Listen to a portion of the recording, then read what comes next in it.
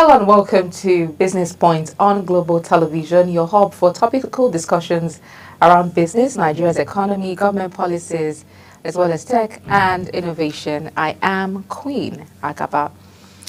Now, President Donald Trump's return to the White House as the 47th President of the United States has sparked concerns about Nigeria's economic future with his America First economic plans. Trump prioritizes promoting low interest rates, improving import taxes, and producing energy domestically. Now, these policies may significantly impact Nigeria's economy, particularly in areas such as trade, investment, and energy productions. As we explore the implications of Trump's policy thrust on our economy, we'll look into the potential consequences of his protectionist trade policies, the impact of his energy policies on Nigeria's oil-dependent economy, and also the effect of his stance on climate change and environmental policies on our development efforts. I have with me in the studio my expert guest, not in the studio, joining me via Zoom, I beg your pardon, Dr. Wisdom Enang, who is a policy analyst. He will join me very briefly after this break. Please stay with us.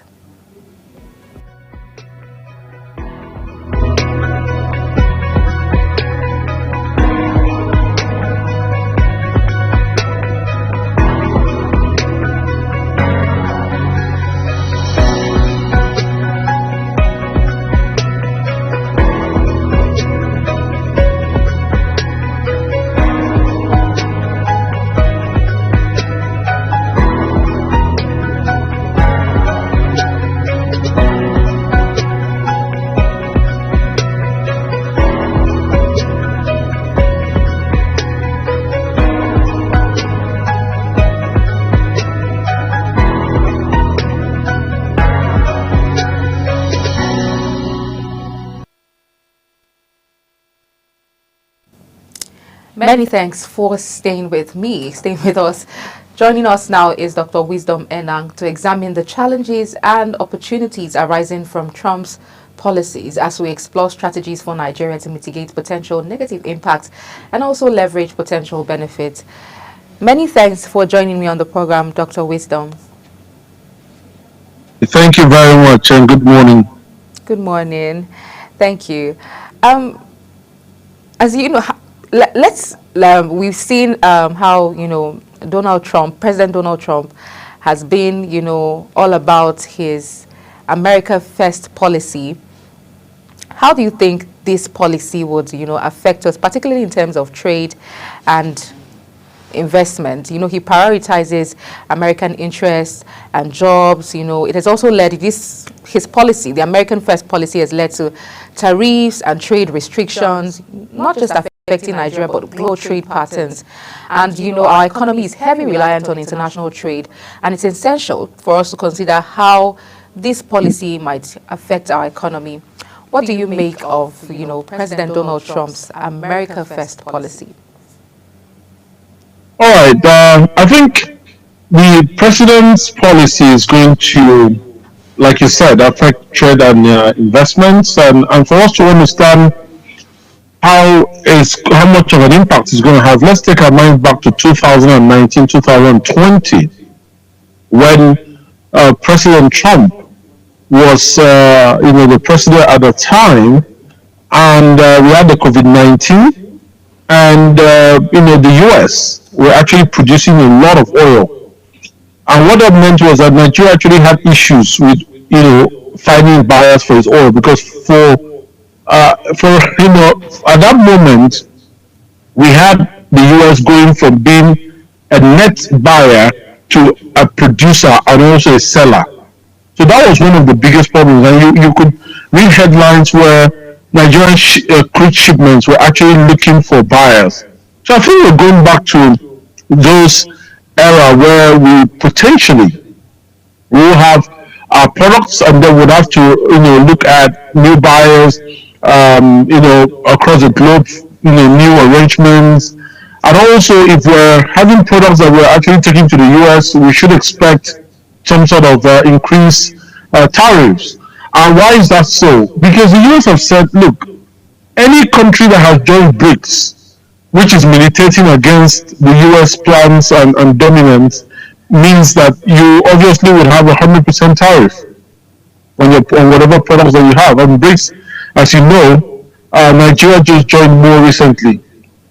So it's good. Now, when it comes to investments, you have to look at some of the imperatives that that bring the investment to a place like China, where there's very good regulations to support manufacturing capabilities and allow you to grow any manufacturing company that you set up there. And as such, you find out that the US are trying to say, what are those things that are putting our product manufacturing into China and other areas? What can we do differently to be able to get these products into the United States? And if that happens, then we'll begin to see a scenario where the same companies that were trying to invest in Nigeria are, rethinking their capabilities and rethinking the possibilities and investing in countries like the US. I'll give you one context.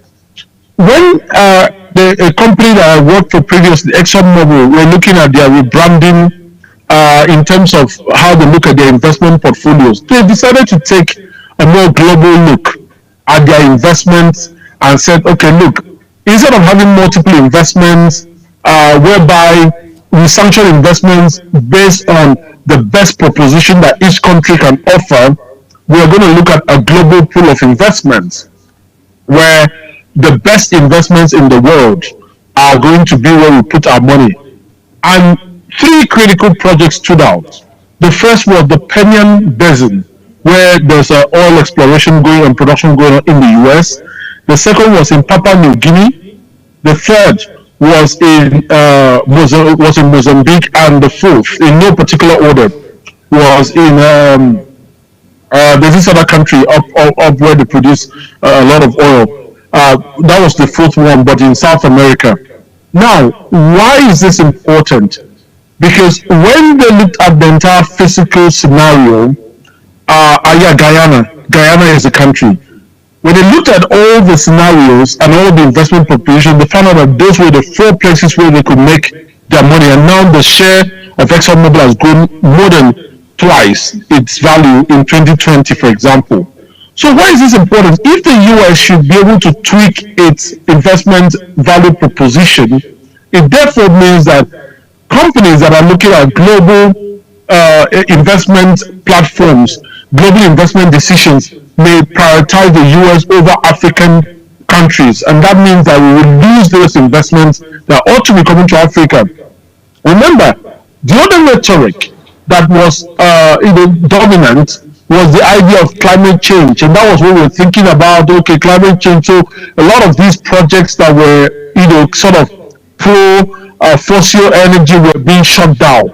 But currently, with the reverse of what the US is doing, it's reversing a lot of that rhetoric, meaning that countries are going to go in there, explore whatever resources there are, without minding whether it's about the climate, is good for the climate or not. So Africa on this other end is going to be on the receiving end of losing, because basically we won't have the funding, and that's one of the biggest things. The funders are putting out their funding and they're being compelled to look in the other direction, which is the US market. Okay, thank you, Dr. Wisdom. But let's look at trade relations, particularly as regards the African Continental Free Trade Area. And we know that it's all about, creating a single unified market for African countries, and then our participation in that could also boost our economy. But how about Trump's trade policies? Don't you think it might affect our ability, to benefit basically from that agreement? I think we would benefit because the African Trade Zone Agreement has more to do with the African continent. It depends on what products, but it also depends on how we structure the currency of trade to not be dollar dependent. Because think about it, the whole Trump policies will catch countries that are dependent on the US for trade, as I said before, or for the currency use. That's where you don't want to be. But as far as Africa is concerned, I think that's even a better way to build resilience. Because think about it, Trump is not trying to get everyone to be dependent on the US and definitely be scared of the US decisions. It's just trying to say whatever we used to do, all the freebies that used to be on the table is no more from the US. Find a way to survive. So I think the African trade, zone definitely gives us some sort of, approach to actually de-dollarizing the economy, allows us to look at the regional market, see how we can exercise our dominance around the regional market, and certainly see how we can create new trade partners. Because ultimately, you need to understand something. Look at the Dangote refinery, for example. Now it's been able to establish dominance in such a way that in the West African corridor, people are coming to buy all the way from Europe. You get headlines like they are kind of creating panics across European refineries, and that's what they ought to be. We have to establish new trade partners, and the African Free Trade Zone Agreement is actually one of the things that we ought to be looking at to establish that. Okay, thank you. How about foreign investment? Take, for instance, Trump's stance, including immigration, trade, and all that. How do you think that might affect foreign investment in Nigeria? How his policies, might affect foreign investment in key sectors like technology, agriculture, and even manufacturing? All right. I mean, definitely foreign investments, is going to be reshaped, right?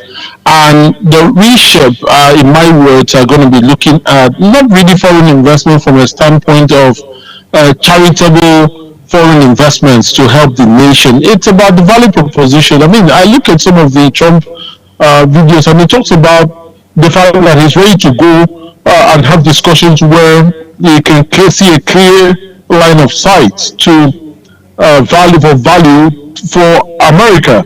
So you find out that it's not about, oh, US wants to do this for the sake of this. He's saying, look, I'm going to look at it as a businessman, and more so, I'm going to be looking at it more as how can I ensure that whatever you're doing is not parasitic to the US, but is creating symbiotic value. So there will be investments where we can create symbiotic value, definitely.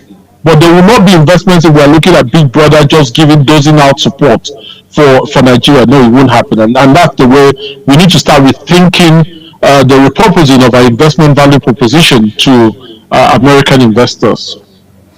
All right, thank you. We'll just take a quick break right now. When we come back from that break, we'll look at other issues like climate and President Trump's stance on climate and how it can affect us.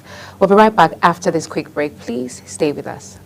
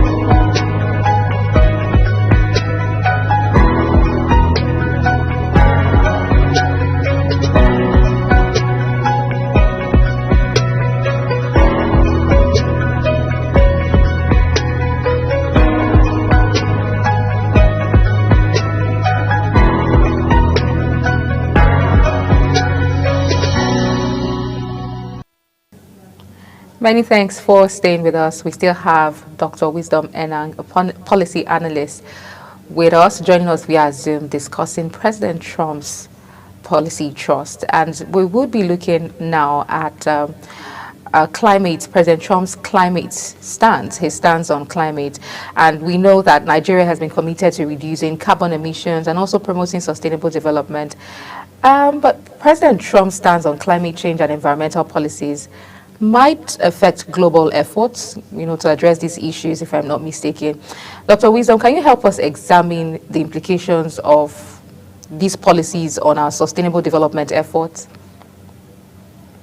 Yeah, absolutely. I mean, when you think about the issue of decarbonizing the climate or the environment, you talk about the need for sophisticated technology. You talk about the need for energy transition. You talk about the need for ownership of technology. You talk about the need for funding.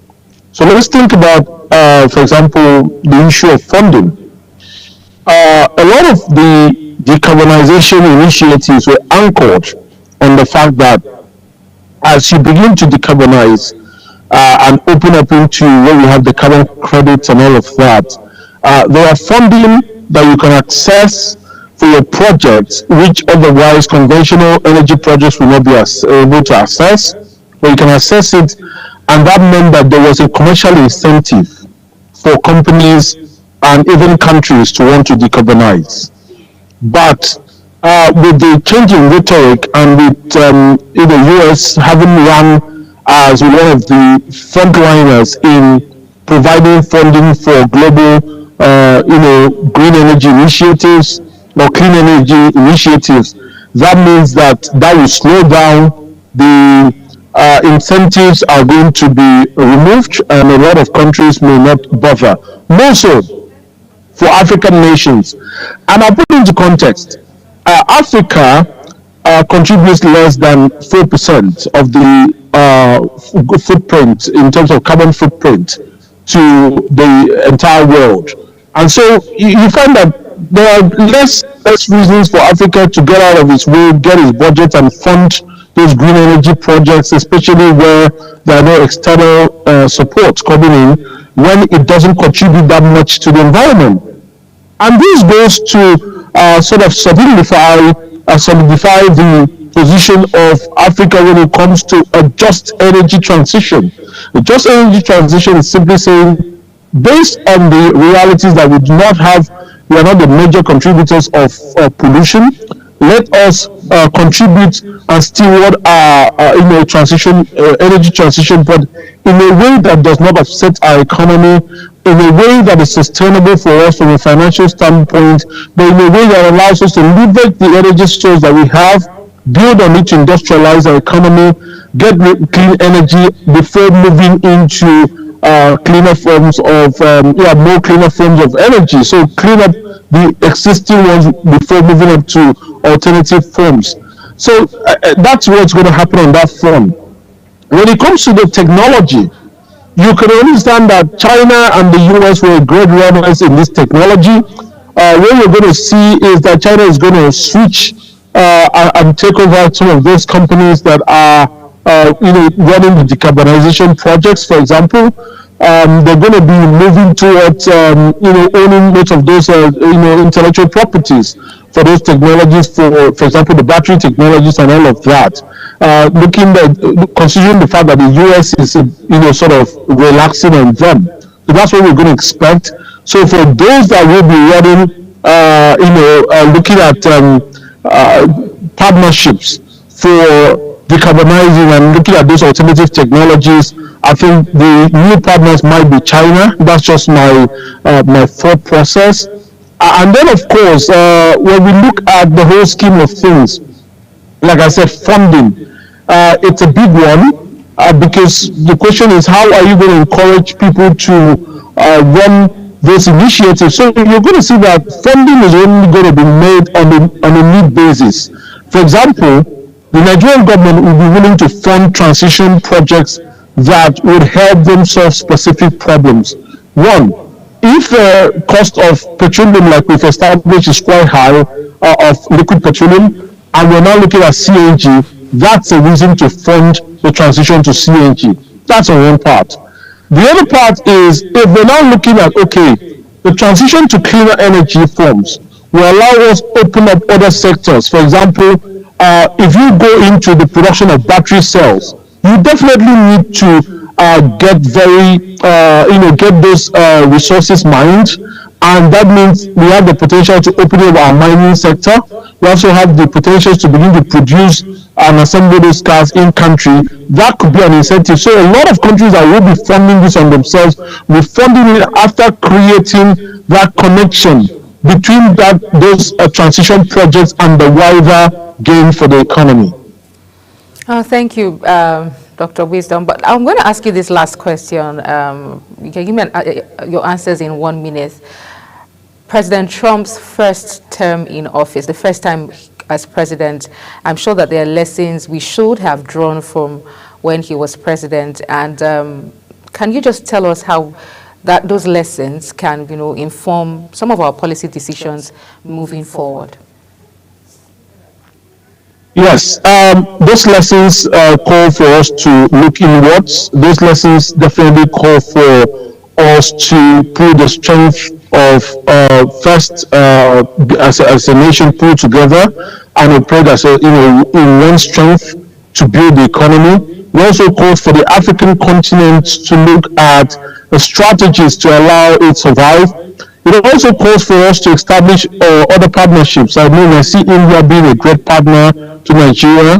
Going forward, I see China being a great partner, and there are other ways. And I also see us, potentially building, for example, in agriculture, the storage and the processing facilities are things that we can do to enhance our value chain, so that when we produce these crops, when we are able to process to standards, international standards, we are able to store, then we can potentially attempt to export some of these crops that we already have enough, sufficient for the country.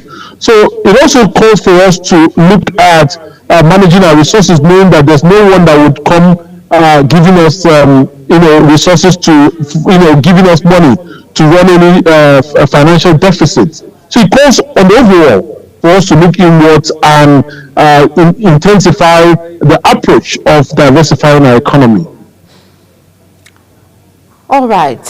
Thank you, Dr. Wisdom, for sharing your perspective with us on the topic. We sincerely appreciate. Thank you very much.